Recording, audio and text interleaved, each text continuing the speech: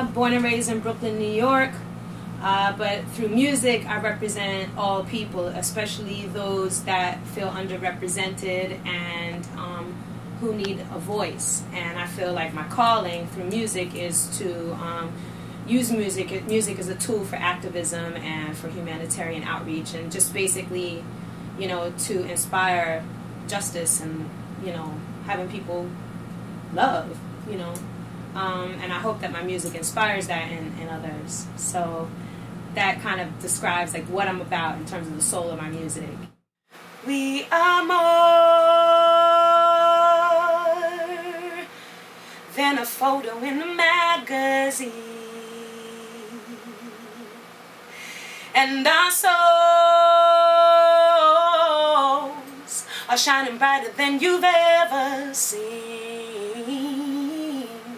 Yeah.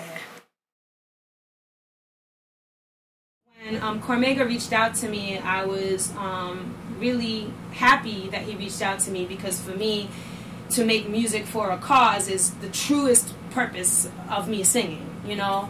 And the idea of I made a difference in terms of what I was saying lyrically, we are more than a photo in a magazine. The whole idea is that, you know, when something is no longer on the front page of the news, and it's no longer being talked about in Time magazine, it doesn't mean those people go away. It doesn't mean that their pain goes away.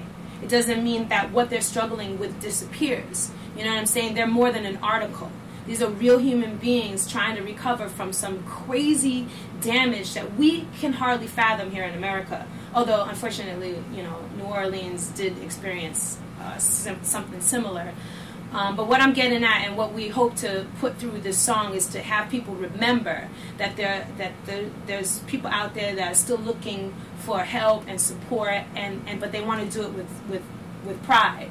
They don't want to do it from some like handout, I need a handout, but more from a position of, you know, we have a rich culture, we have an identity, we love ourselves, and we're more than just a photo in a magazine, but don't forget us.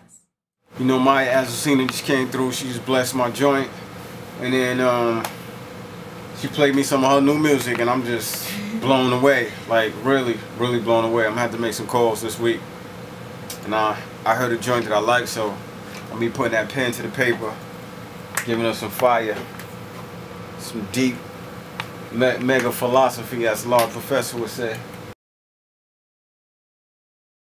The inspiration I get for the lyrics that I write are usually just from my observations of the world around me, things that move me, things that, you know, disturb me, or personal experience. You know, I write songs from a personal place, and when I'm trying to sort out stuff that's going on in my life, I write my thoughts out to try to like figure out, you know, how to get through my struggles, you know, into like a strong place, and I write about that in my lyrics. So lyrics usually come to me from just a very personal place.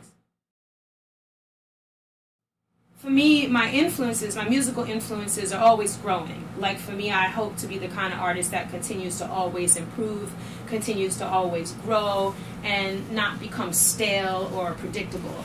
But, you know, a lot of my initial inspirations would be musically, songwriting-wise, artists like Prince and Stevie Wonder and Earth, Wind and Fire.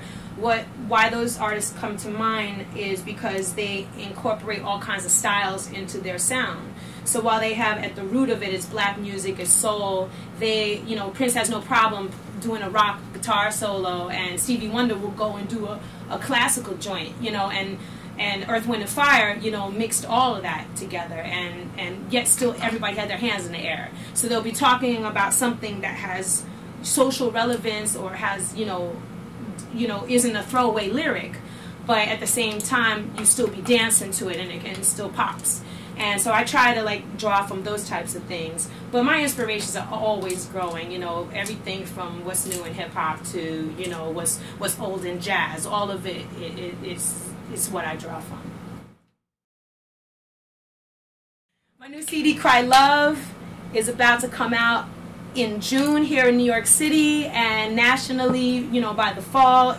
I'm an independent artist, so I, you know, paid for all this myself with the support of fans and those that believe in me. And I'm very proud and excited about what we put together. We took our time. We really wanted to make sure that this made a statement, that my project and my writing and everything is on the next level.